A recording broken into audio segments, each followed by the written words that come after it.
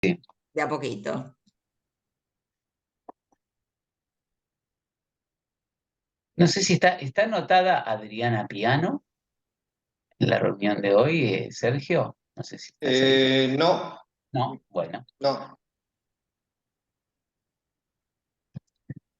No, porque hubo una reunión, no sé si vos, Leo, estuviste, hubo una reunión también en la que no pude asistir, que era porque era presencial, eh, de la Comisión de Sí, Renta sí, y sí, sí. Yo Patrimonio. Ah, ¿estuviste? Ah, bien, sí, bien, que estuve, estuve, estuve. estuvo Gustavo Díez y Patricia Lange, ¿no? Además. Y Sí, ahí sí, sí, estaba sí. Diana seguramente, porque es la que la preside, creo. Bueno, ahí me la perdí.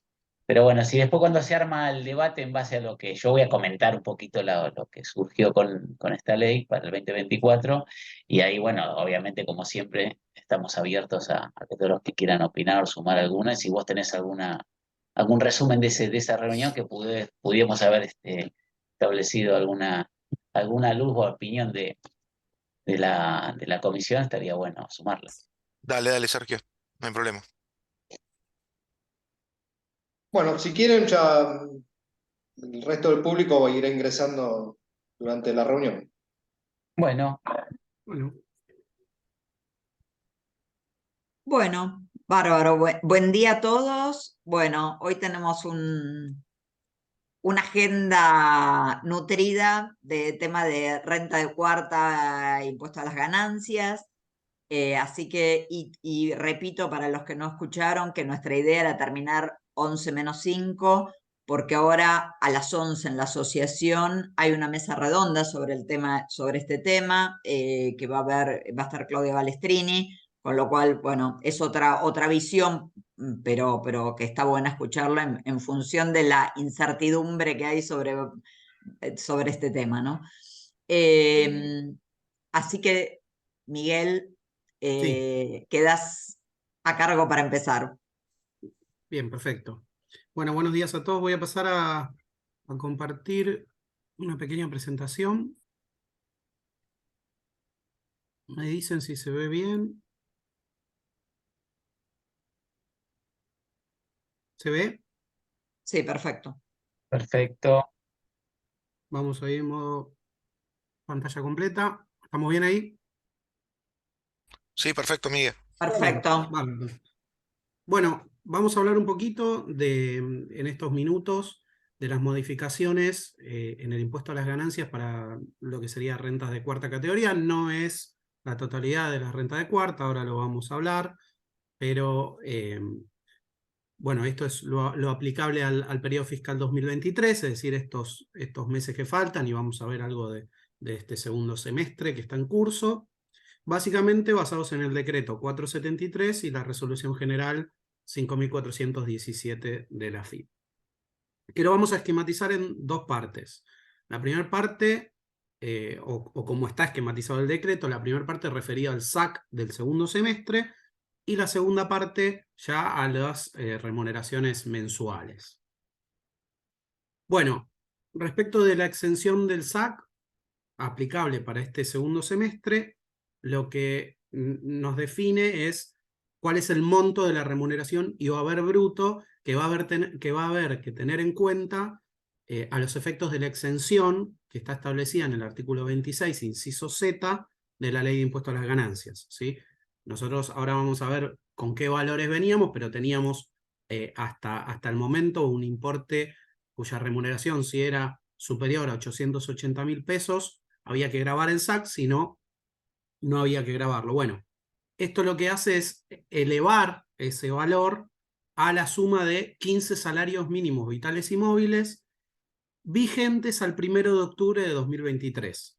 Cuando salió la norma, una pequeña aclaración, el salario mínimo vital y móvil era el de septiembre, que estaba en 118.000 pesos, pero el 29 de septiembre salió publicado ya el salario mínimo vital y móvil correspondiente a octubre, y este valor, bueno, de 132.000 pesos por 15 nos da 1.980.000. Y lo importante para remarcar, que después, bueno, esto también lo dice el decreto, pero lo aclara la resolución general, es que lo que debe considerarse es no solo el importe de 15 salarios mínimos vitales y móviles, sino el promedio del segundo semestre calendario 2023. Bueno, y un poco para graficar esto, lo que decíamos es, esto es de aplicación por semestre. La resolución general viene a salvar algo que no había dicho el decreto, y es que no se tiene que hacer la comparación con todo el año, ¿sí? Como veníamos hasta el momento. Igual esto ya pasó en el año 2021, si mal no recuerdo. Es decir, lo vamos a aplicar por semestre. El primer SAC va a estar exento en la medida que no supere el sueldo, la remuneración, los 880.000 pesos. Esto fue fijado por el decreto 316. ¿Sí? Veníamos con 404.000 redondeando hasta mayo. En mayo subió a 506 y de junio a agosto terminó en 880. Con lo cual ese es el número que hay que ver para el primer semestre. Ahora, para el segundo semestre es este valor de 1.980.000 pesos correspondiente a 15 salarios mínimos vitales y móviles. Y bueno, este es el parámetro que vamos a tener que tener en cuenta para ver si eximimos o no el segundo SAC y no hacemos ya el promedio anual. Bien, dijimos, primer parte, SAC, segunda parte, una deducción especial. Algunos la llaman incrementada, otros le dicen adicional. El decreto habla de incrementada adicional, ¿sí? Pero bueno, básicamente, ¿de qué estamos hablando? Bueno, decíamos al principio cuarta categoría, pero no toda la cuarta categoría, ¿sí? Sabemos que la cuarta categoría está definida en el artículo 82 de la ley y tiene varios incisos. Esto es para los primeros tres incisos A, B y C. Cargos públicos, lo podemos redondear como cargos públicos, ingresos en relación de dependencia y jubilaciones y pensiones. Ahora bien, esto va a aplicar para las rentas devengadas a partir del 1 de octubre de 2023. ¿Sí? Este decreto, lo que hay que remarcar, este decreto del 473, siempre hace referencia 1 de octubre. Lo único que es, digamos, de aplicación, no sé si llamarlo retroactiva, pero sí, podría decirse retroactiva, es lo referido al SAC del segundo semestre, lógicamente. Pero todo el resto siempre a partir del 1 de octubre. Y esto, ¿cómo se lleva a cabo? Bueno, a los sujetos que obtengan este tipo de ingresos en las rentas devengadas a partir del 1 de octubre y que su remuneración y o haber bruto, o el promedio, ¿sí?, de esto, de octubre a diciembre, promedio de octubre a diciembre, no supere los 15 salarios mínimos vitales y móviles vigentes al 1 de octubre. Volvemos con el número, 1.980.000 es el total, puesto que en septiembre se publicó el salario mínimo vital y móvil de octubre de 132.000 pesos. ¿Y qué tienen que hacer estos sujetos? Bueno, tienen que computar una deducción adicional, si nosotros ya tenemos las deducciones generales, luego las deducciones personales, mínimo imponible, cargas de familia, la deducción especial incrementada en este caso, y una deducción adicional que, ¿a qué va a ser igual? Bueno, esto va a ser igual a la ganancia neta, menos estas deducciones personales que hablábamos, de manera tal que la ganancia sujeta a impuesto quede cero. ¿Sí? Eso es lo que nos manda a hacer la norma. Computar una deducción, de manera tal que la ganancia neta sujeta a impuesto dé cero. Ahora bien, esto nos parte el año en dos, no mitades, pero en dos partes. ¿Sí? Nosotros vamos a tener, por un lado, todo lo que es hasta el 30 de septiembre y por otro lado desde el 1 de octubre en adelante. La suma del impuesto va a ser todo esto, ¿no? O sea, el impuesto 2023 va a ser la suma de estas dos partes. ¿Y cómo se deben determinar? Bueno, la resolución general aclara un poco esto, yo no sé si aclara del todo, de hecho han quedado muchas dudas, pero bueno, todo lo que es devengado, porque sobre todo mezcla el devengado con el percibido, ¿no? Sabemos que cuarta categoría va por percibido y acá nos está mezclando devengado con percibido. Pero respecto de las rentas que fueron devengadas hasta el 30 de septiembre, lo que va a haber que hacer es la mecánica de la liquidación del impuesto de la RG 4003, que nos hace tomar las deducciones, tanto las generales como las personales, acumuladas durante todo el año, hasta el 30 de septiembre, o puede ser octubre, ahora vamos a ver por qué, y tomar la escala, las tablas que están en el anexo 2 de la Resolución General 5402, que esto es la escala que fue incrementada ya a mediados de año, pero básicamente es la escala mensualizada, ¿no? Uno puede hacer rápidamente la escala dividido 12 por el mes que está viendo. Eso es hasta las rentas devengadas el 30 de septiembre. Y las rentas devengadas desde el 1 de octubre, percibidas hasta el 31 de diciembre de 2023, acá donde decimos se mezcla devengado con percibido. ¿Por qué? Porque si fueran percibidas ya en 2024, le aplica el impuesto 2024 al que Sergio se va a referir seguidamente. Bueno, lo que nos dice la resolución general es que vamos a tomar las deducciones generales y personales mensuales, ¿sí? Ya no acumulamos año a año, y respecto de la escala, vamos a tener que tomar las tablas mensuales que estén disponibles en el micrositio y que dice la norma que fueron elaboradas teniendo en cuenta el salario mínimo vital y móvil al 1 de octubre. Si uno ve la resolución, hay una escala en el anexo 2 que está como modelo, lo dice así, una escala modelo, y luego uno va al micrositio y ya está la escala aplicable a octubre, ahora la vamos a pasar a ver, pero no se entiende cuál es la relación, o por lo menos yo no lo pude entender. Si alguien lo entiende, le agradezco me lo explique, cuál es la relación entre los importes que están en esa tabla y el valor del salario mínimo vital y móvil, porque yo lo dividí, lo multipliqué y la verdad que no le encontré una relación directa.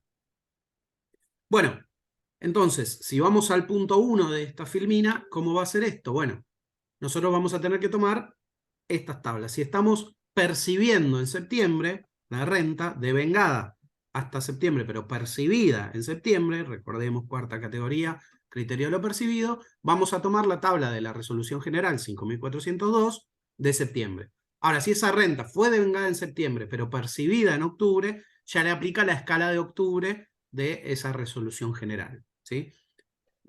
Y si vamos ya a lo devengado a partir del 1 de octubre, y como decíamos, percibido hasta el 31 de diciembre, la tabla que tenemos que tomar es la que se publica en el micrositio, y es esta que les paso acá, ya está publicada. A mí me hace ruido una cuestión, y es que en la resolución, o por lo menos de la primera lectura, y esto coincidíamos varios, decíamos, bueno, hasta septiembre, digamos, tenemos el año acumulado, y después tenemos mes por mes, octubre, noviembre, diciembre. Y cuando uno lo ve en la resolución general, cuando está el anexo con la escala, que no es esta, es una que empezaba de 0 a 1.400.000, estaba hecha con el salario mínimo vital y móvil vigente en septiembre de 118.000, decía ganancia mensual acumulable, ganancia neta mensual acumulable. Y AFIP, cuando publicó esta tabla, puso ganancia neta acumulada, ahí donde yo estoy haciendo el círculo rojo en la tabla. Entonces se presta confusión, y de hecho Leo me hizo llegar, gracias Leo, algunas preguntas que se estaban difundiendo y van a ser publicadas en un espacio de diálogo. Y ahí lo que se cuestionaba es, bueno, no queda claro si nosotros tenemos que tomar octubre como un mes estanco, noviembre como un mes estanco y diciembre como un mes estanco, o arrancar en octubre y hacer como si octubre fuera enero, sumarle octubre más noviembre, y después octubre, noviembre y diciembre, ¿sí? Eso no queda claro, se le preguntó a FIP, veremos qué responde. Yo no vi publicado nada no sé si alguien ya tiene. Leo, ¿vos ya te llegó el Sí, material? a ver, ¿qué tal? Buenos días a todos. Hago una aclaración, igual seguramente en el día de hoy tengamos más novedades, pero el día jueves, como bien les anticipó recién Miguel, hubo un espacio de diálogo en donde las entidades profesionales se reunieron con AFIP, y tengo entendido que en ese espacio de diálogo se hizo referencia a un dictamen de la Dirección Nacional de Impuestos, Sí, El Lo dictamen, circuló, lo circularon al grupo también, lo circuló sí, creo que un dictamen Darío. del jueves 5 de octubre, y una de las preguntas de hay una serie de preguntas y respuestas en ese dictamen, y una de las preguntas refiere precisamente a esto que vos estás Sí, consultando, Miguel, acumulado. que es la pregunta 3 que dice, ¿cómo se Sí, va a instrumentar la aplicación del cálculo anual? Dice, con el nuevo decreto y la nueva reglamentación, y un poco explica esto, ¿no? El año está partido en dos metodologías, una hasta el 30 de septiembre, de rentas de vengadas hasta el 30 de septiembre, y otro de rentas de vengadas a partir del 1 de octubre, eh, con lo cual yo entiendo que por lo menos mi primera interpretación es, va a haber las tablas se aplican de manera mensual, digamos, es como que cambia la mecánica de cálculo, digamos, ¿no? claro. De lo que son las retenciones de cuarta categoría. Y si ustedes se fijan en esta tabla que está mostrando Miguel, eh, se elimina la alícuota del 5%, digamos, el de cero, digamos, de ganancia neta de 0 a 1.600.000 en este ejemplo que está, esta es la tabla ya publicada de octubre, ¿no? La del Sí, sí, micrositio. ya la tabla publicada, sí, correcto. De 0 a 1.600.000, fíjense que la alícuota es cero, ¿sí? Y eso tiene que ver con la eliminación de la tributación reducida, es decir, Claro. se ha eliminado el beneficio 2, digamos, ¿no? ¿Se Y el acuerdan de esta tramo 2, lo que tabla? se llamaba tramo 2 Lo que antes. llamaba tramo 2, que era esta escala que iba de alguna manera tangencialmente reduciéndose a cero, ¿no? A medida que uno se acercaba al tramo superior, no había deducción especial incrementada, y si te acercabas más al tramo inferior, tenías una deducción Más grande. más grande. Bueno, Ese grupo eso, ya quedó dentro de la exención, ¿no, Leo? Claro, ese grupo de alguna manera queda dentro de la exención, pero se elimina ese Claro, beneficio. A ver, la realidad es que ese grupo y otros grupos que no estaban también quedan dentro de la exención porque se la exención, incrementó ya no tenía sentido ese considerablemente tramo. el piso. Pero lo que digo Claro, es, vos hoy tenés un beneficio uno incrementado, digamos, a los 15 salarios mínimos vitales y móviles, y no tenés más una tributación reducida, con lo cual, no. cuando vos te pasás de los 15 salarios mínimos vitales y Saltás al móviles, 9.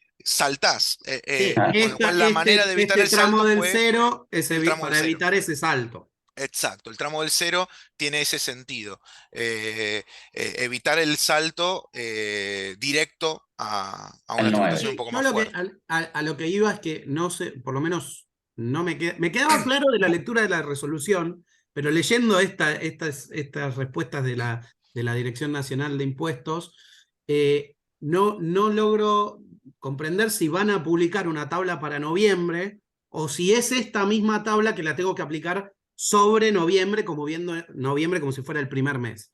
No sé si me explico. Yo Entonces, creo que lo que va a terminar ocurriendo es, porque ahí dice, el devengado octubre se percibe ese mes o en noviembre con la escala de octubre, que es esta que estás mostrando, sí. mensual. Y después va a haber el devengado noviembre, dice, que se percibe ese mes o en diciembre con una Sí. escala acumulada que tienen que publicar, Claro, que tienen que publicar. octubre-noviembre. Octubre-noviembre, es una escala acumulada de 2 meses. Sí. Eh, por eso digo que es como que el año está partido, es como que uno Sí, sí, tiene no, está claro que un si sistema no, antes y un nuevo sistema ahora en estos 3 meses de transición. en cualquiera de los dos casos, si no acumulan, digamos, si hacen acumular los ingresos, si no acumulan la tabla, estarías quitando el beneficio que diste, porque en noviembre estarías grabando el salario Exactamente, de octubre si lo haces acumular. Y exactamente. desde la técnica sería Y diciembre va a incongruente quedar sujeto también. a perdón, y diciembre va a quedar sujeto a cuando pagues el sueldo. ¿A cuándo Porque Claro, pagues? si lo pagás a fines de diciembre, vas a aplicar esa tabla nueva que publicarán de octubre, noviembre, diciembre. Y Correcto. si lo pagás en enero, ya entra con el sistema nuevo de 2024, que bueno, que lo referiremos ahora en un rato, pero digamos, ya entra en otro sistema, digamos, ¿no? Sergio, claro. El ¿qué de la ley comentabas, perdón? 27725. No, decía que el tema de la acumulación mensual de esta tabla, entendería que si no se hace de esa manera, como que tergiversa un poco el mecanismo del cual estamos habituados. Yo creo que el- va a venir por ese lado, como bien decís vos. Me parece que la intención va a ser hacerlo por dos bloques, pero cada uno de esos bloques va a ser acumulado, entendería. Pero Sí, bueno, sería lo más lógico en la técnica que después, porque después te dice adicionar los impuestos, y bueno, tendría que ver con hacerlo con ese procedimiento, sería lo más razonable. ¿Por qué? Porque sí. los otros aspectos de remuneración, como hacer el promedio y demás, surgen de la ley también, y no, eso no ha tenido cambio tampoco. No, no, no, está claro, está claro. Bueno, y ya para terminar, un comentario sobre la ley de presupuesto o el proyecto de ley, que en el artículo 66 lo que está haciendo es ratificar este tratamiento que mencionamos anteriormente del decreto 473, pues si no se aprobara por ley, deberíamos en junio, cuando hagamos las declaraciones juradas, ingresar el impuesto que no se retuvo durante estos meses, ¿no? Entonces, lógicamente, se aprueba esto, va a pasar, o sea, si no entra en la ley de presupuesto, entrará en otra ley, pero esto sabemos que es así. Así que bueno, eso es todo. Sergio, te cedo la palabra ya para el tratamiento Bueno, 2024, o es algo que alguien quiera acotar o preguntar algo. sí, igual seguimos con el tema, con lo cual, Sí, si después al final de lo que vemos para el 2024, agregamos comentarios o información que alguno posea u opiniones, obviamente, este, van a ser bienvenidas, está todo concatenado, digamos, porque esta reforma que se hizo, que acaba de comentar Miguel, no está disociada de lo que es la modificación que se viene para el periodo 2024. Voy a compartir pantalla. Eh, Ustedes me dirán si estamos más o menos bien.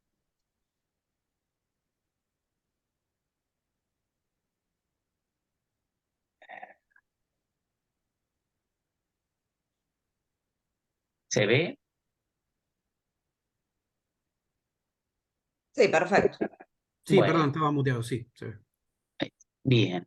Bueno, ese es un poco resumen de lo que voy a conversar, pero bueno, arrancamos justamente con el tema de la ley que reforma la ley del impuesto a las ganancias con relación a lo que son los sueldos de relación de dependencia, cargos públicos y jubilaciones y pensiones, algunos de los cuales pasan a estar formando parte de un nuevo impuesto cedular que se denomina a mayores ingresos del trabajo en relación de dependencias, jubilaciones y pensiones. Eh, bueno, básicamente, algo que yo entiendo, adelanto un poco mi opinión, es bienvenido por el tema de la complejidad que había tomado la tributación de este tipo de rentas, y bueno, ahora se lo cedulariza, se lo pone en una categoría de renta con una tributación específica muy parecida o vinculada con lo que ha sido esta última reforma que comentó Miguel para el final del 2023. Básicamente, bueno, lo primero que hay que señalar es esta cuestión errónea que se mencionó en algunos medios periodísticos, incluso hasta el, el- la propia gente del Poder Ejecutivo, cuando lo expuso en el Consejo, se usó mucho el eslogan o la palabra de haber eliminado la cuarta categoría. Bueno, esto ya creo que ha sido más que aclarado por los ámbitos profesionales, que no es así. Simplemente lo que se separa de la que era parte de la cuarta categoría en esta cédula son ingresos que tienen que reunir determinados requisitos. Básicamente, la renta de cuarta categoría, que es el impuesto global, continúa tal cual estaba, con algunas pequeñas modificaciones, pero se sigue manteniendo en lo que tiene que ver con los que no estén incluidos las rentas que no estén incluidas en este nuevo impuesto cedular. ¿Y quiénes son las que van a estar incluidas en ese impuesto cedular? Bueno, tiene que ver con estos mayores ingresos que sean provenientes justamente de los incisos A, B y C del artículo 82 que recién mencionaba Miguel, a excepción de algunos conceptos por cada uno de estos incisos. Por eso yo lo planteé de esta manera. Los ingresos cedulares son esos mayores ingresos que ahora vamos a ver qué umbral tienen que superar para estar alcanzados por este impuesto cedular, con excepción de cada caso de los que yo voy a mencionar ahora para cada uno de esos incisos del artículo 82. En el inciso A van a estar comprendidos todos los cargos públicos, excepto estos que menciono ahí, que tiene que ver con los magistrados, funcionarios y empleados del Poder Judicial de la Nación y las provincias, cuando su nombramiento hubiera ocurrido a partir del año 2017 inclusive.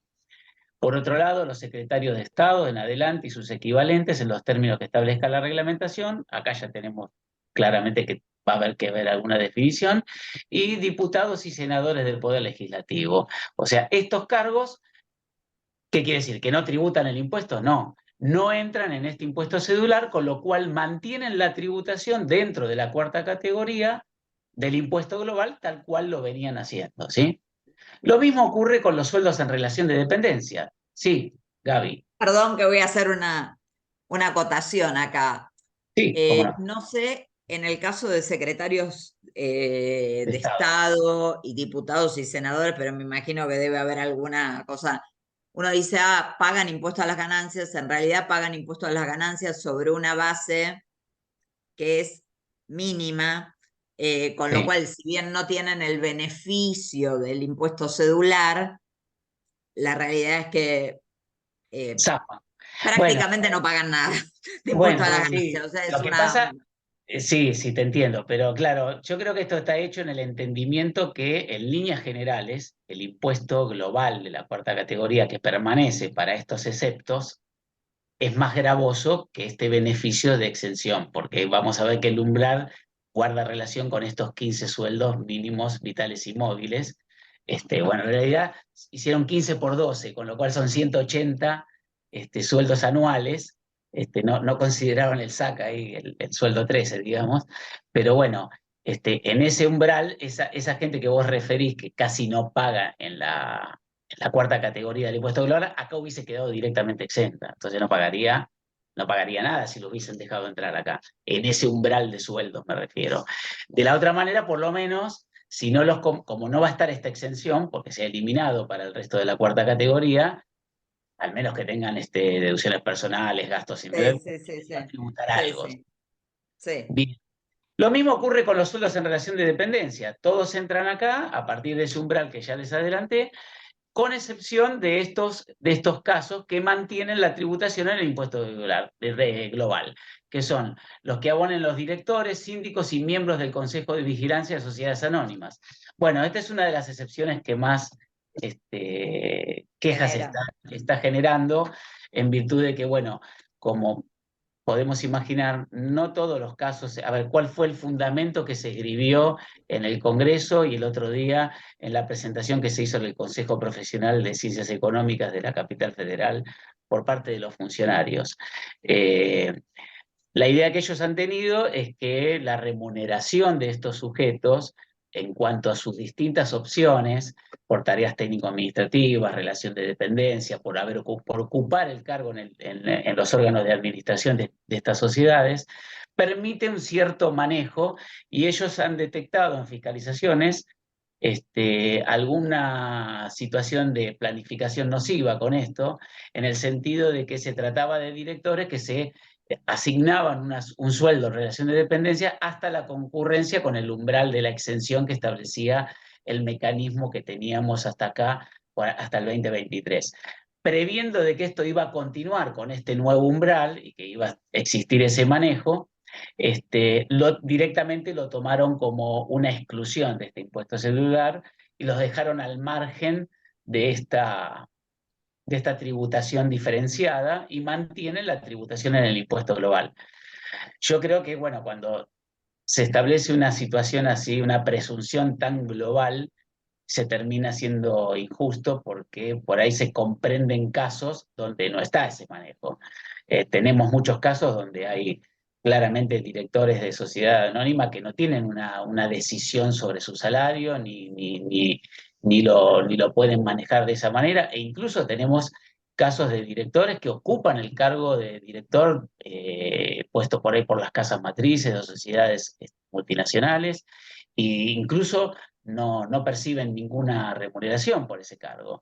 Pero bueno, tal como quedado redactada esta excepción, el simple hecho de ocupar el cargo, independientemente de si es remunerado o no, parecería ser que los deja fuera de esta imposición cedular y se los mantiene dentro de lo que es la imposición global. Me parece que sería un tema como para revisar, ¿no? Perdón, ya los directores ya habían empezado a ser castigados Sí.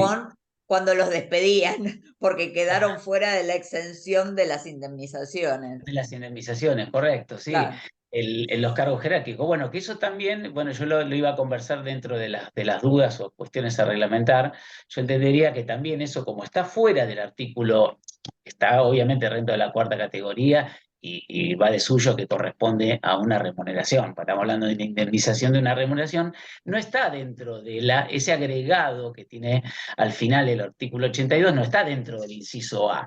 Con lo cual, ¿qué pasa con esas remuneraciones? No estoy hablando para los que ocupen un cargo de directores, que claramente no están en el impuesto cedular y mantienen toda su tributación en el impuesto global, pero ¿qué pasa con esas indemnizaciones de cargos jerárquicos que no son de sujetos que ocupen el cargo de representantes legales de la sociedad o administradores? ¿Se entiende? Es como que es una... ¿qué sería? ¿Eso tiene que tributar el impuesto global por separado? Bueno, son dudas que quedan todavía que me parece deberían ser zanjadas mínimamente por la futura reglamentación. Y el otro, bueno, la misma excepción está para los, no siendo sociedades anónimas, los cargos directivos o administradores y representantes de los otros tipos societarios, ¿no? Todos ellos, por esta misma cuestión, quedan fuera del impuesto cedular y mantienen la tributación dentro del impuesto global. Con relación a las jubilaciones y pensiones también tenemos excepciones que tienen que ver con las provenientes de los consejeros de las sociedades cooperativas y las asignaciones mensuales y vitalicias reconocidas a presidentes y vicepresidentes de la nación. Bueno, ellos siguen tributando por la parte jubilatoria o pensiones a través del impuesto global y no son beneficiados con este tratamiento menos gravoso que sería el nuevo impuesto cedular. Bien. Lo primero que tenemos que tener en cuenta que esto es aplicable, este impuesto celular, como todas las cédulas que están vigentes en la ley, para los residentes en el país. Esto lo señalo y lo resalto porque ustedes saben que toda esta situación de crisis y de movilidad y de trabajo a distancia, también tenemos situaciones que se están dando de algunos trabajadores en relación de dependencia que están trabajando para compañías del país con residencia en el exterior. ¿Sí? Como ocurre a la inversa desde aquí para afuera, también está habiendo algunos casos de gente que ha migrado a Uruguay, a Estados Unidos, a algún lado, y sigue prestando o percibiendo algún sueldo en relación de dependencia de sociedades argentinas. Yo simplemente señalo que en principio no sería aplicable este tratamiento porque no habrían perdido la residencia en el país, ¿no? En el caso que eso hubiese ocurrido, ¿no? Bueno, ¿y estos quiénes Y son? lo que no está escrito es qué sucede con los no residentes que vienen al país a trabajar y vieron que tiene una especie de tax holiday de 5 Sí, años. sí. Yo Ahí no entendería se que por aclara, son los no residentes que residen sí, sí, permanentemente. es correcto, pero yo entendería ahí que, bueno, porque el tratamiento es especial de residencia, habla de que le son aplicables las normas de la ley. Con lo cual, al entrar el impuesto cedular, va para ese camino. Yo lo entendería de esa manera, pero está muy bien la inquietud de Miguel. Pero yo creo que en este caso lo trataría como un residente, porque así lo dice la Sí, norma genérica, ¿no? yo también no tendría sentido, pero bueno. Y bueno, ¿quiénes entran en esta cédula de las altas rentas o de los altos sueldos ingresos en relación de dependencia? Bueno, aquellos que superen el umbral de los 180 salarios mínimos vitales y móviles. Y en ese sentido, tomarán como única deducción esa base determinada de esa manera y en caso de que, como esto no puede generar claramente un quebranto, se tomará como deducción hasta la concurrencia con esos sueldos menores y entonces no habrá tributación para esos sujetos. Y los que lo superen, ahora vamos a ver cómo van a ser alcanzados por este nuevo impuesto cedular. Sergio, te hago un comentario respecto a este párrafo, al anterior, que Sí, dice, vieron que dice, no podrá deducirse ningún otro concepto que autorice esta sí, ley. sí, Es decir, se contempla que la única deducción para las rentas que entran en el impuesto cedular es esta deducción especial de los 180 salarios, ¿no?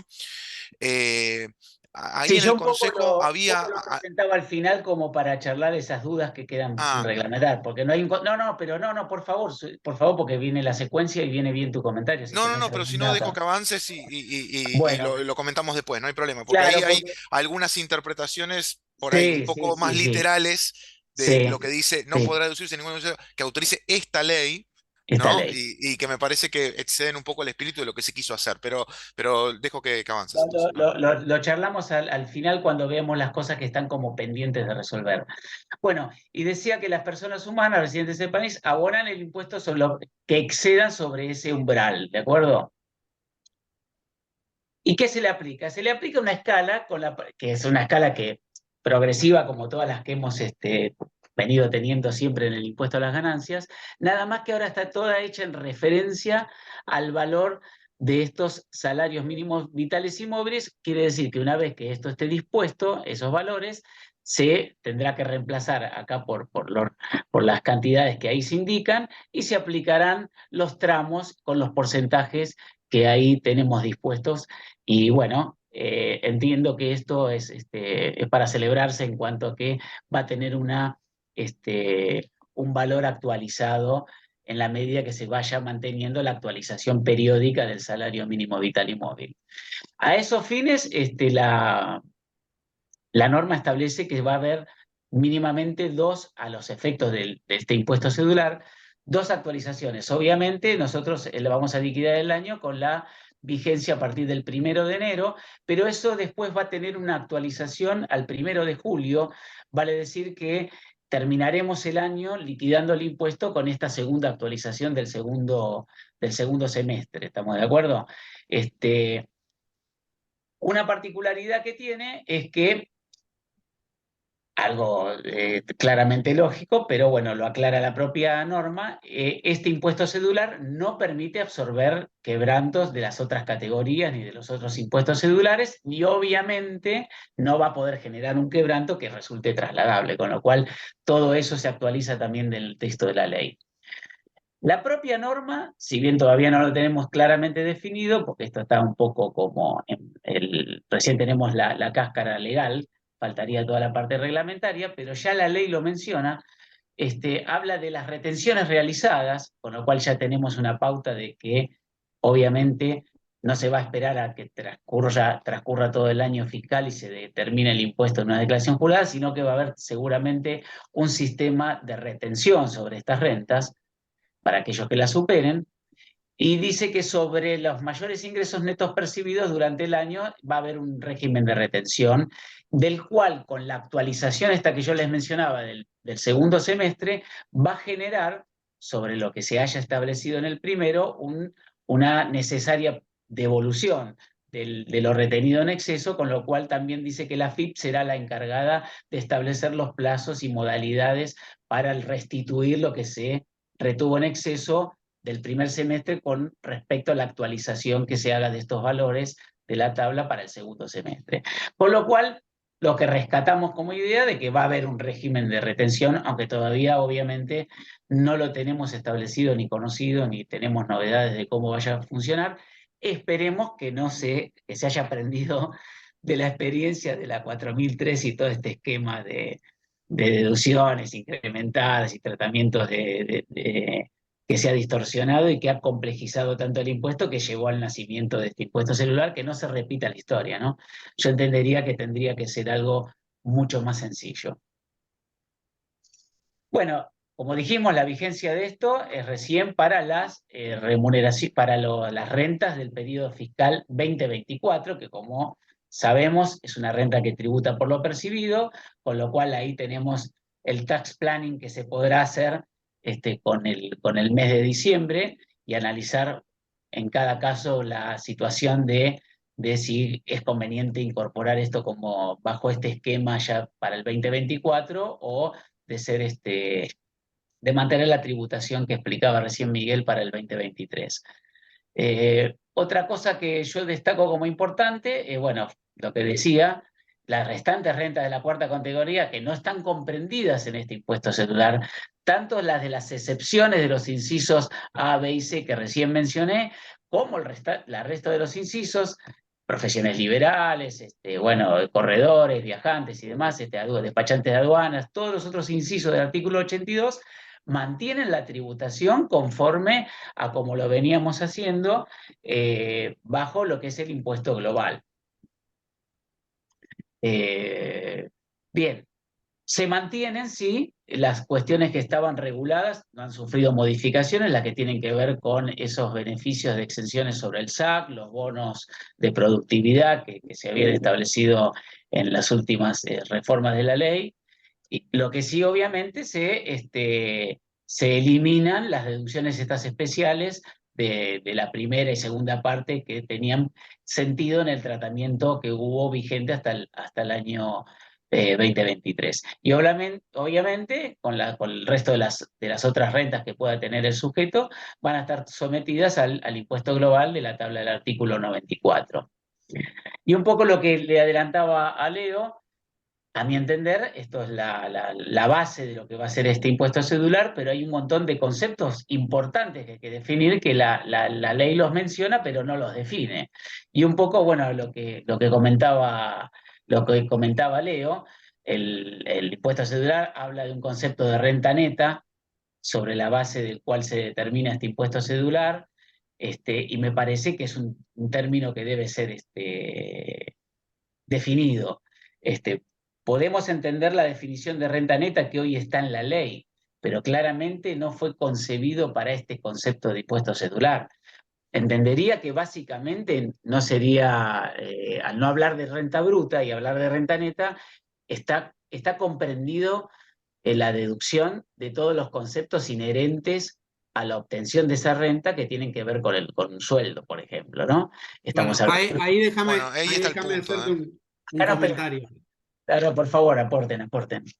Dale, Leo, vos sabías No, hablar. simplemente, perdón, Miguel, es muy cortito, pero como habla de que la única deducción admitida es los 15 salarios, vos hoy en la técnica legislativa hay los aportes jubilatorios obligatorios, los aportes de obra social obligatorios, están contenidos dentro de las deducciones generales del impuesto, junto con otras deducciones generales que tienen los empleados que también se declaran, que esas no se declaran por ley, pero Correcto. hay otras que sí que están dentro de ese mismo artículo.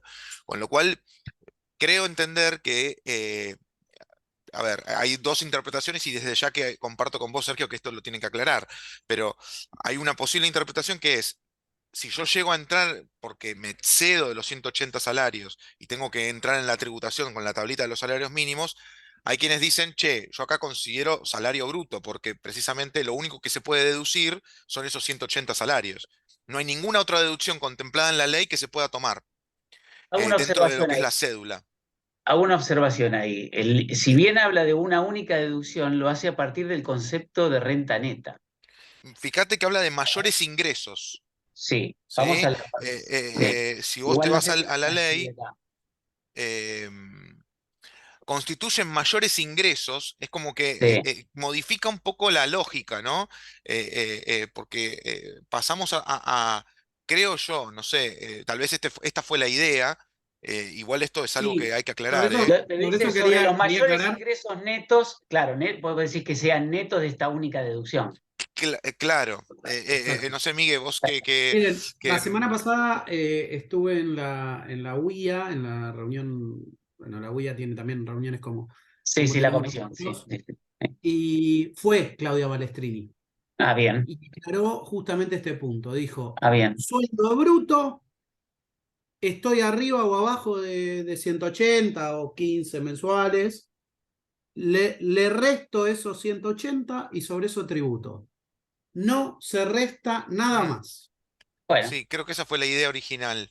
Eh, Esa es la idea. Lo que dijeron también era para un creo que poco, deberían que fue escribirlo eso, ¿eh? pensada para también calmar un poco las quejas en cuanto a la dificultad de la liquidación por parte del empleador, Sí, pero que el espíritu es ese. Sueldo bien. bruto, menos salario, 15 salario mínimo vital y móvil, o 180 anual, ¡pum! Escala. sí, y te agrego otra interpretación que es tal vez un poco más literal.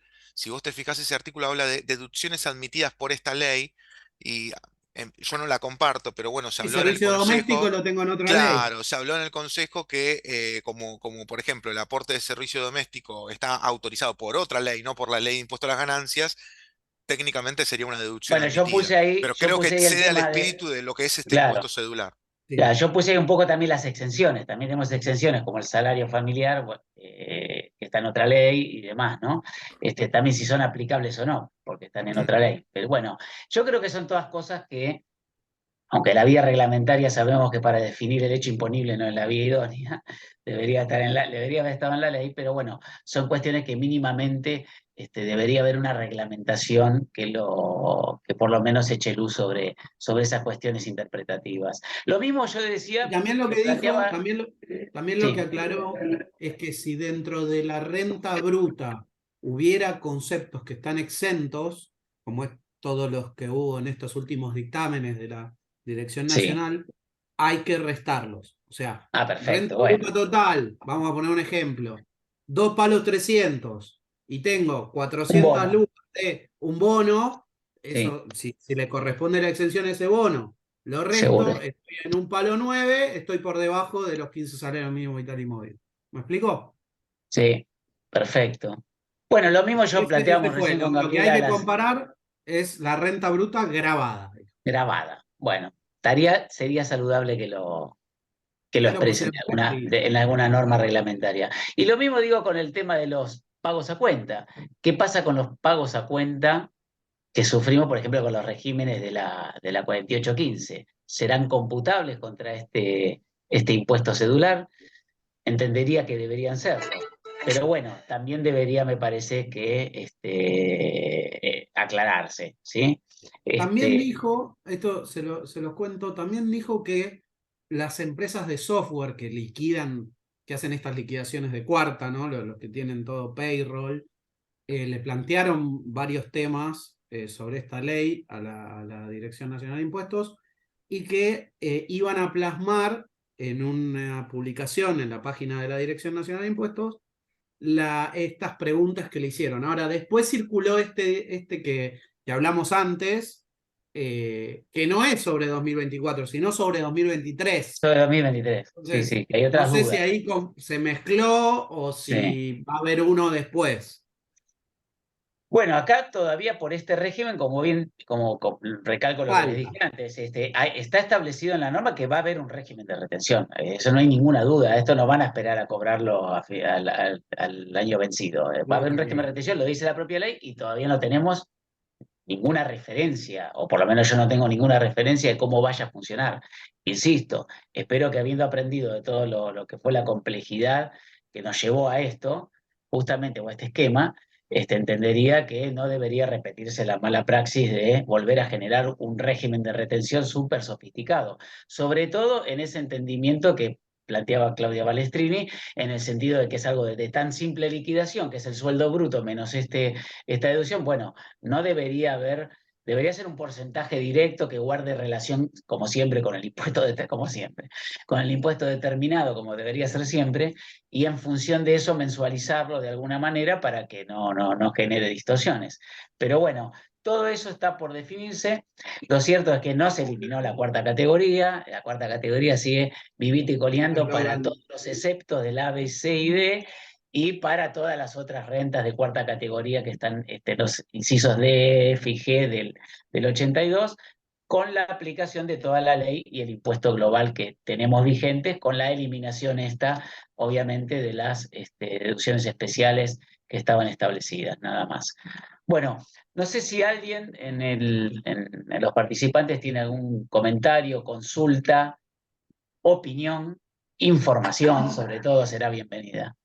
Sergio, acá había una pregunta en el chat A ver. de Javier, no sé si la querés hacer a viva Sí, sí, voz, obvio, Javier. obvio.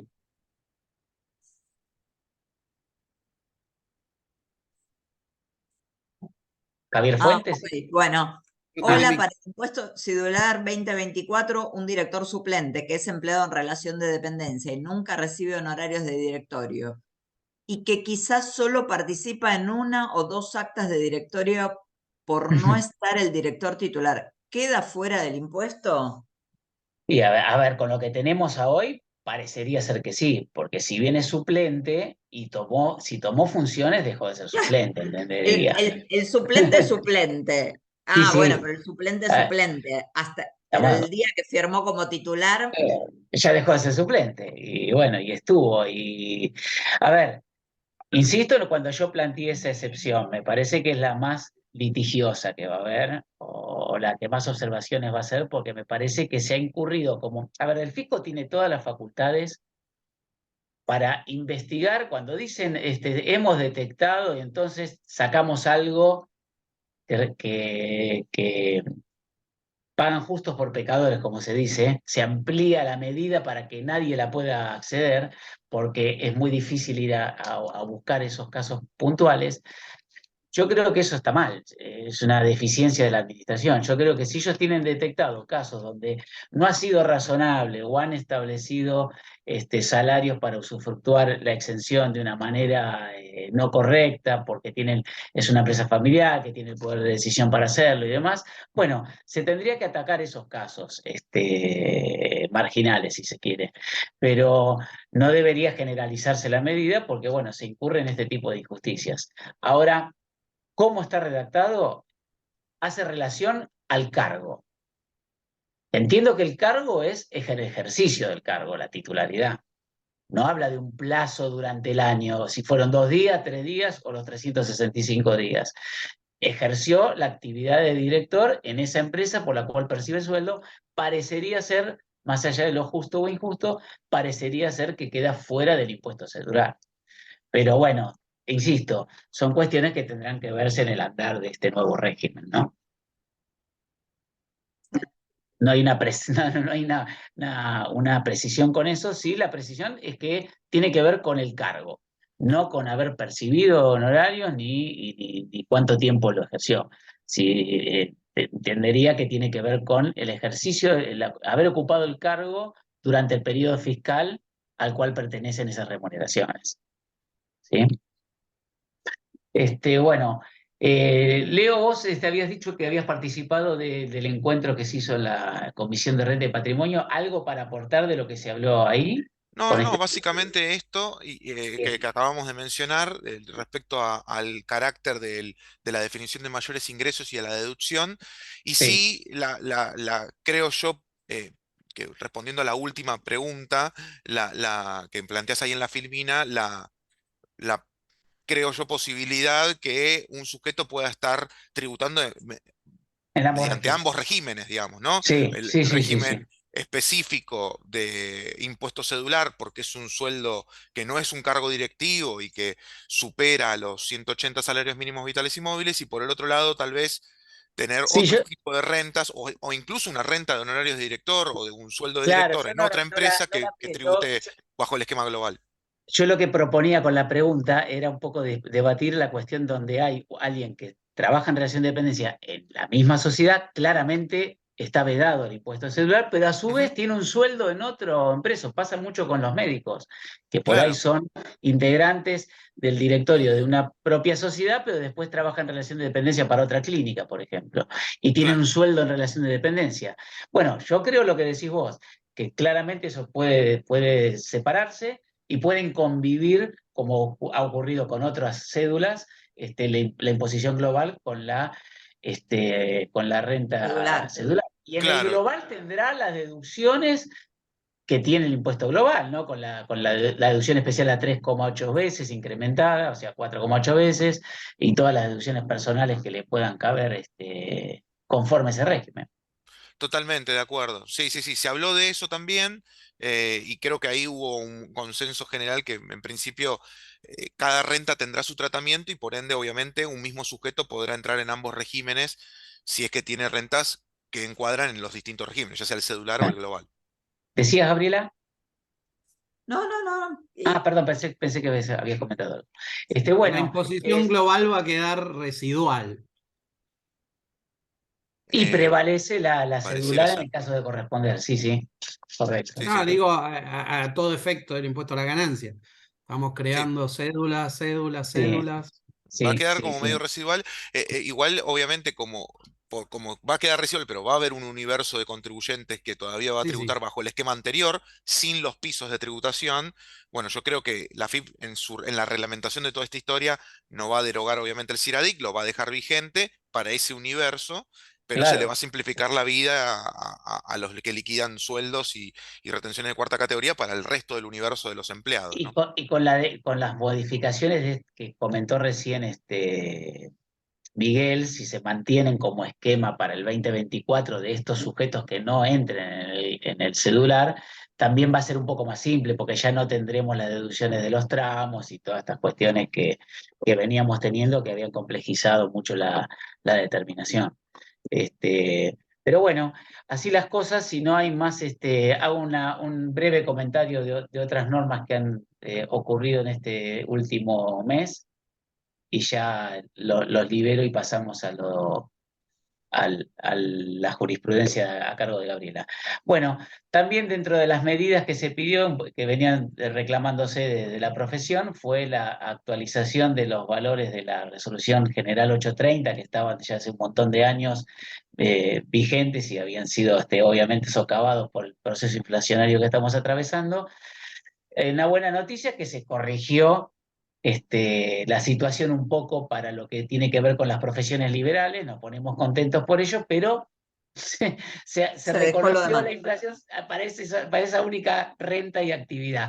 Todo lo demás mantiene las mismas bases de determinación que veníamos teniendo. En ese sentido, el cambio tiene que ver también con efectos a partir del 1 de octubre, para pagos a partir del 1 de octubre. Se eleva el monto que estaba, creo que en 16.000 pesos a 160.000, algo que parece razonable, y además se crea un régimen específico dentro del 830 que es para este tipo de renta de profesiones liberales y oficios, con un código de régimen 119 que lo diferencia del 116 que teníamos para todos esos trabajos personales, y se lo somete a esas únicas cuestiones a una nueva tabla un poco bastante más beneficiosa en la determinación de la retención, que es bastante acorde a lo que tiene la tributación del impuesto global que hablábamos recién. Pero bueno, como una cuestión de transición que quiero señalar es que si bien se crea este nuevo régimen 119, como bueno, se largó medio rápidamente este cambio, se permite transitoriamente hasta el 31 de diciembre, poder seguir utilizando esto para que las empresas tengan tiempo, supongo, para adecuar los sistemas y demás, mantener el código 116 para ingresar esto en el SICORE, que es la forma en que después se le ingresa la retención al fisco. Pero bueno, no mucho más con esto. Bueno, acá también tendríamos tela para cortar, se vuelve a un nuevo ingreso a cuenta extraordinario.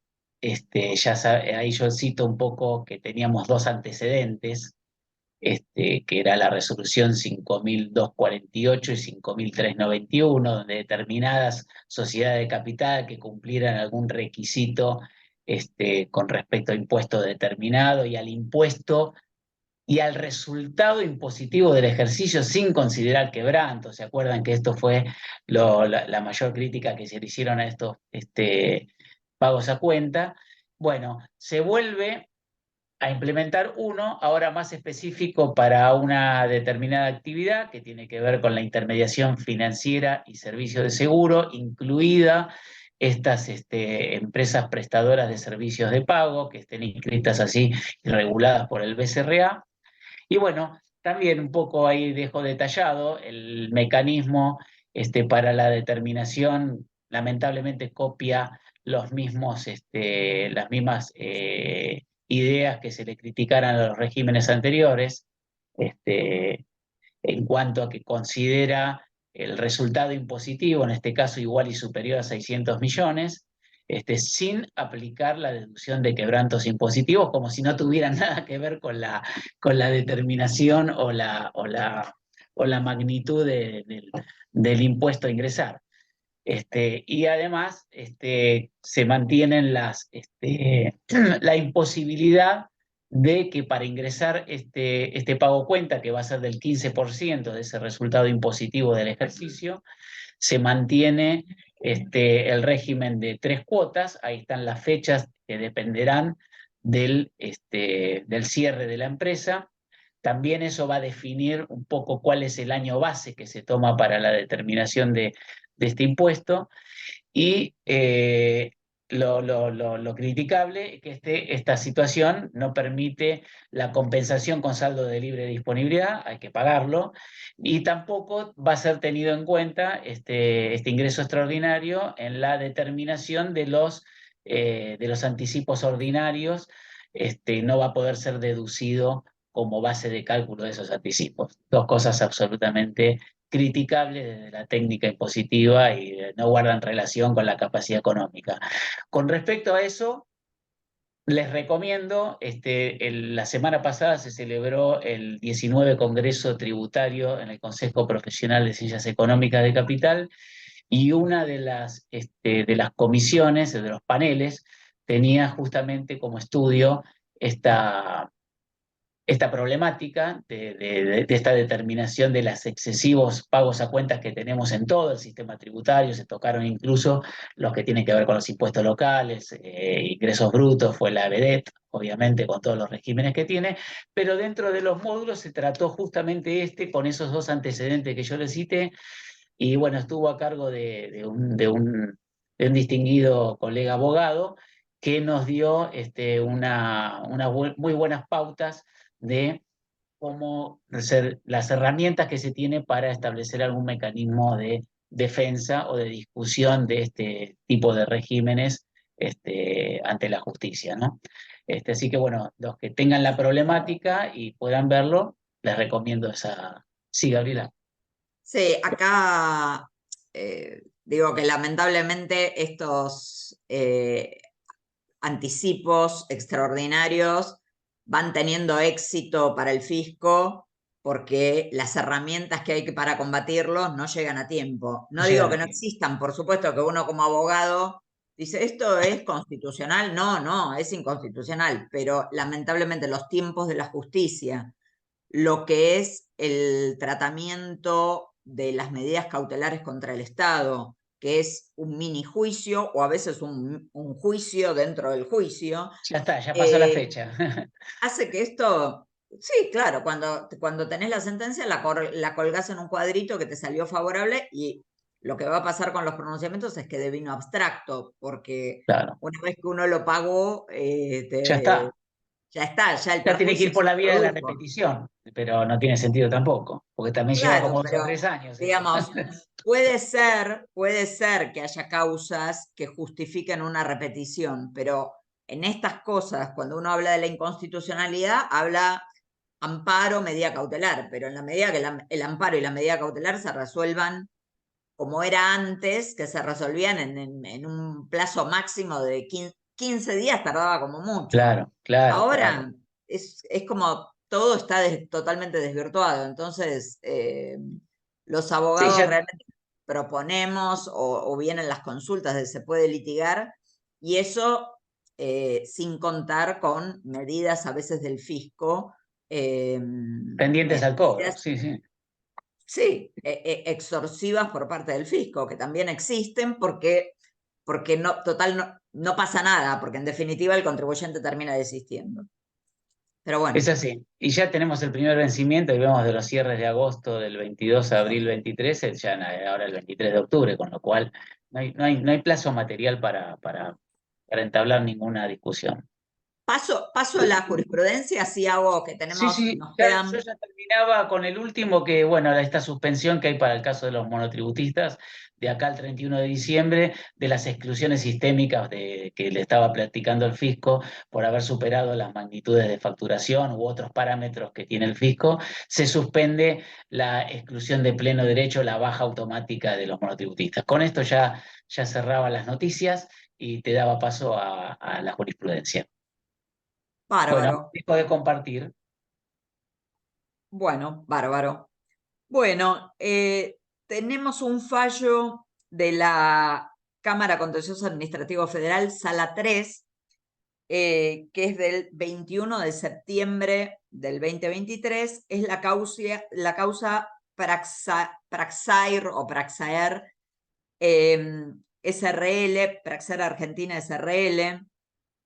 Acá se discute, hay dos temas me parece importantes. Uno es la aplicación de la realidad económica en el caso de convenios para evitar la doble imposición, la discutida aplicación sin más de la realidad económica, del principio de la realidad económica, convalidado por la Corte en la causa Molinos.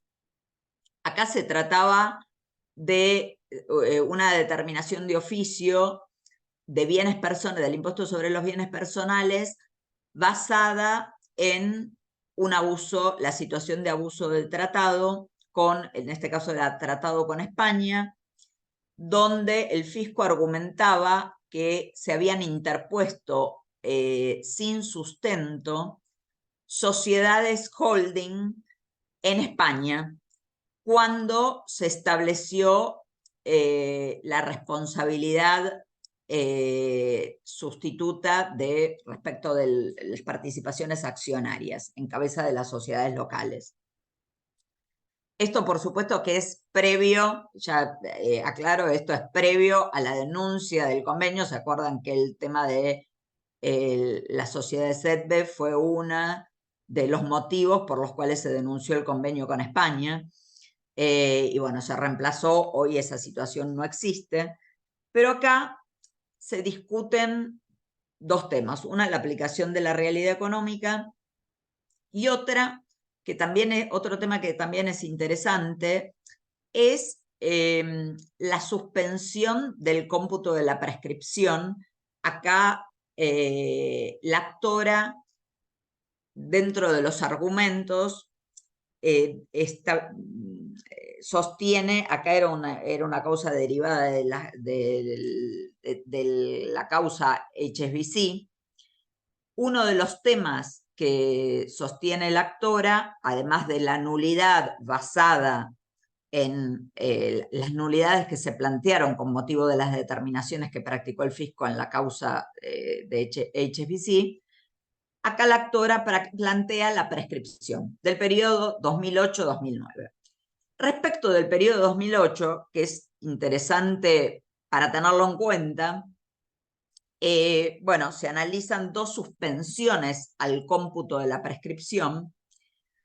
Una es de la 26.476, que no procede, pero la segunda causal de suspensión de la prescripción es la de la ley 26.860, cuyo artículo 17 establece la suspensión del cómputo de la prescripción por el plazo de un año con carácter general.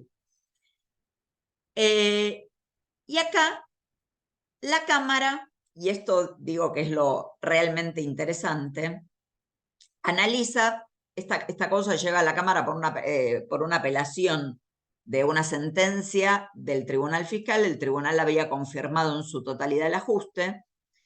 La Cámara reanaliza y respecto del cómputo de la prescripción dice que, en efecto, el periodo 2008 se encontraría prescripto por cuanto la suspensión de la prescripción, del cómputo de la prescripción prevista en la ley 26.860, solo operaba para sujetos que se habían acogido a este blanqueo. Y dado que acá no estaba aprobado ni invocado el acogimiento, no correspondía considerar que esa suspensión con carácter general le aplicara a este caso del contribuyente Praxair. Y acá uno dice, bueno, pero la ley parece clara, después invoca para desvirtuar lo que dice la ley. La Cámara, y en esto digo es curioso, va a todo lo que son los debates y lo establece como fuente, o sea, lo que nosotros llamamos, los abogados llamamos el espíritu de la ley, cuando la letra de la ley no es clara, uno va al espíritu de la ley. Pero acá pasan directamente a los debates y dentro de esa mención de ese relato de los debates surge que la idea era establecer la suspensión de la prescripción para los contribuyentes que se acogían al régimen y no para todo el universo. Bueno, y en función de eso, entonces, establece que era claro que la ley, yo agrego, a pesar de lo que dice la ley, a pesar de lo que dice el texto de del artículo 17, quiso decir otra cosa. Y otra cosa curiosa de esta interpretación que hace la Sala 3 es que respecto de la resolución general 3509 que reglamenta la ley 26860, establece, no declara la inconstitucionalidad, pero dice que hay un exceso de la resolución general al pretender incluir a la generalidad de los sujetos cuando la ley no lo prevé, tal como queda demostrado en los considerandos anteriores. La verdad, no digo que la solución sea mala, pero no es lo que dice la ley, y consecuentemente la resolución general no está, parecería que no está incurriendo en un exceso reglamentario, porque la resolución reglamenta lo que sí dice el artículo 17 al establecer que se suspende con carácter general. Pero bueno, en función de eso es que se establece la prescripción de un periodo, y acá la Cámara modifica el pronunciamiento del Tribunal Fiscal. El segundo tema es que recepta el precedente Molinos, dice, parecería, más allá de parecería no estar de acuerdo, pero dice, más allá de eso, existe una obligación moral de los tribunales de acatar el pronunciamiento de la Corte. Lo que pasa es que el pronunciamiento de la Corte, como se acuerdan en Molinos, depende de las pruebas, porque para invocar la realidad económica y desvirtuar lo que dice claramente un convenio, debe producirse pruebas.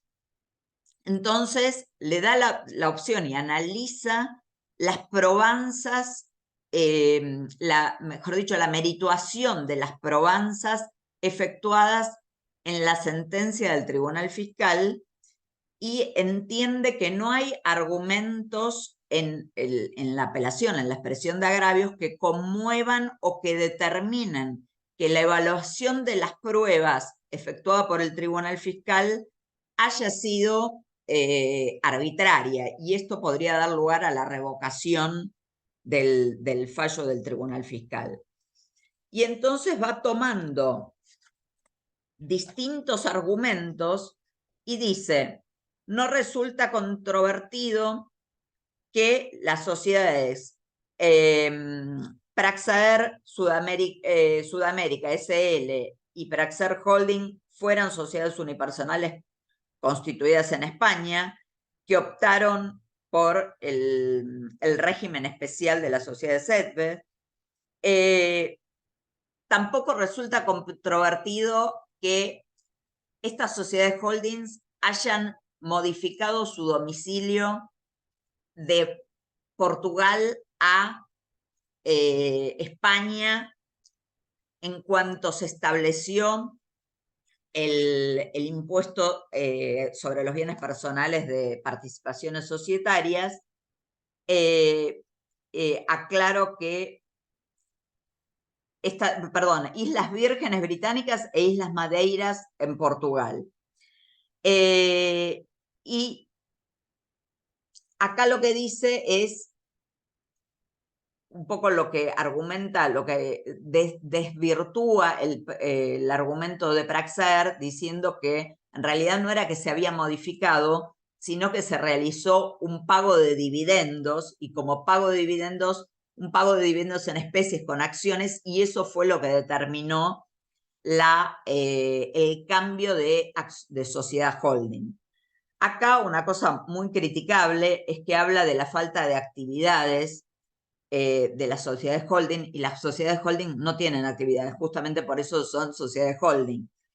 Y otra cosa que para mí criticable de argumento de la Cámara para confirmar el pronunciamiento del Tribunal Fiscal es que las transferencias de participación hacia las sociedades españolas no constituyeron movimientos de fondo, ni tampoco implicaron reorganización societaria alguna.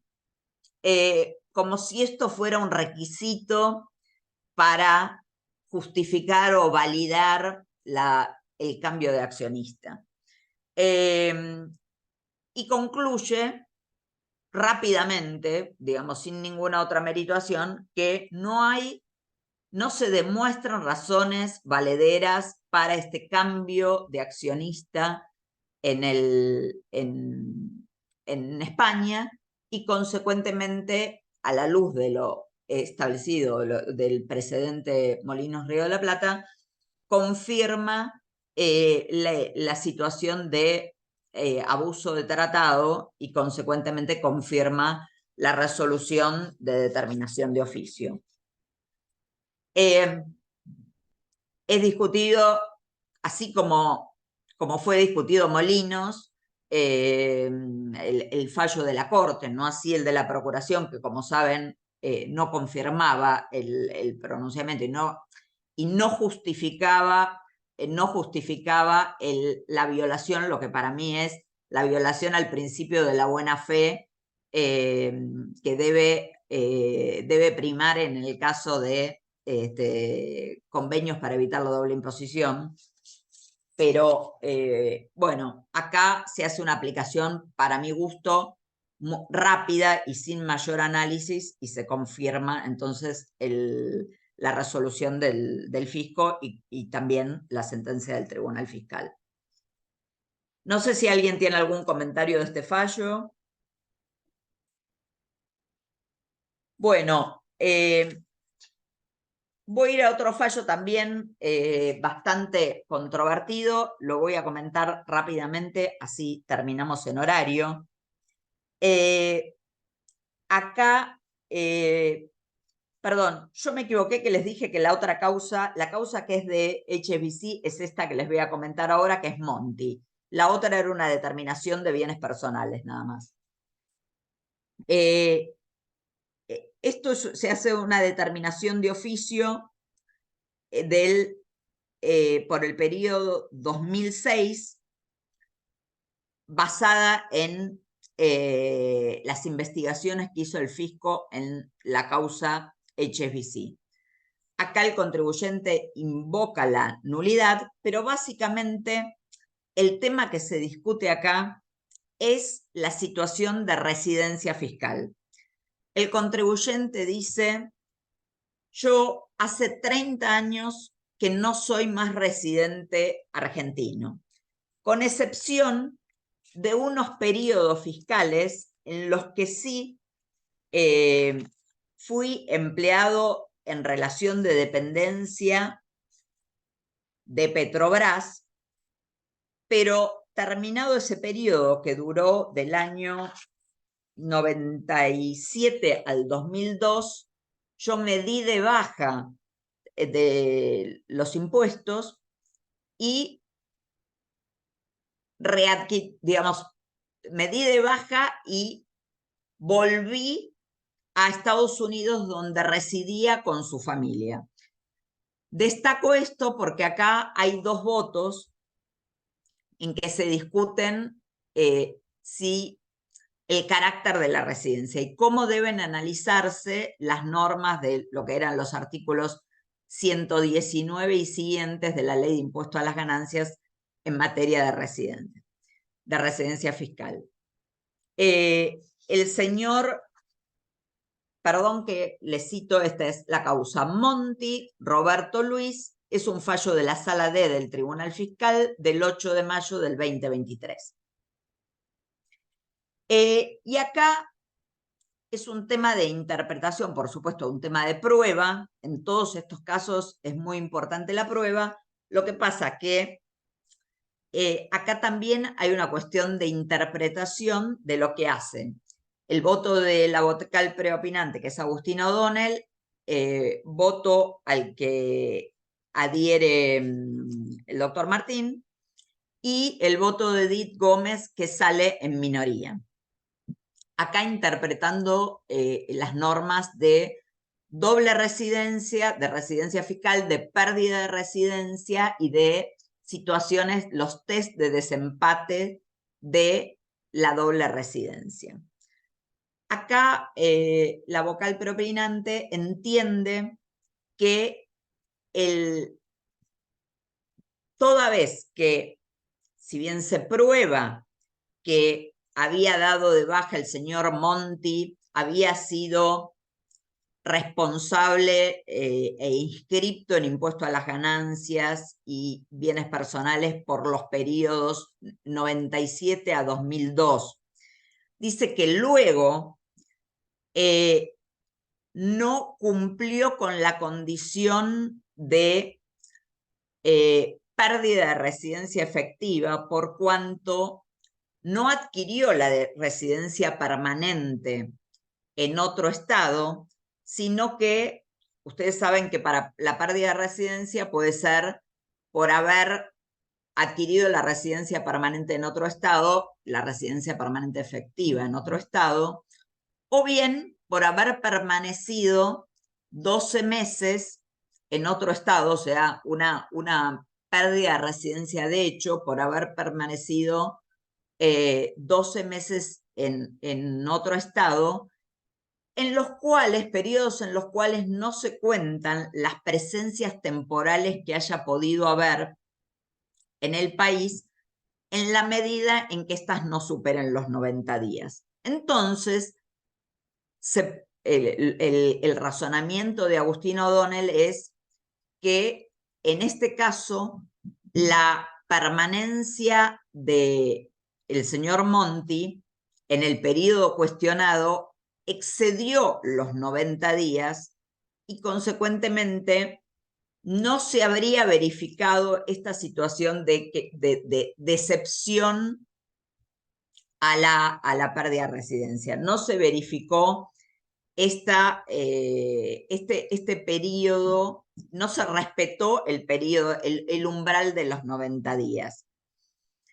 Esto, por supuesto, agrega otra serie de probanzas o considera o interpreta otra serie de probanzas como ser que el señor Monti era director de unas de sociedades de Petrobras, que se había inscrito como tal, como director.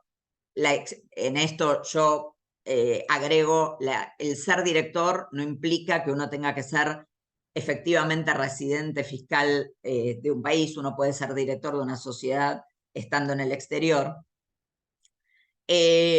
También toma como argumento el hecho de que el haber tributado como responsable sustituto en bienes personales no es una prueba suficiente de que el sujeto haya sido efectivamente residente del exterior, y considera, para mí, el argumento fundamental, lo más discutible, no sé qué opinión tienen, es que la condición de residente fiscal no es un estado, sino que debe probarse ejercicio tras ejercicio. Y acá es el tema más discutido. Y lo que marca una diferencia con el voto de Edith Gómez, que dice, acá debe irse directamente, está probado que al darse de baja de los impuestos y al mudar su domicilio a Estados Unidos, al volver a Estados Unidos, deben aplicarse los test de doble residencia, y acá debe debe analizarse el test del centro de los intereses vitales, o sea, cuando una persona es considerado residente de dos estados, debe analizarse dónde tiene su vivienda permanente, y para eso se analizan todas las probanzas al margen de la cantidad de días, que es lo que se analiza, lo que analiza el voto de Agustín O'Donnell, tomando estos 90 días como umbral.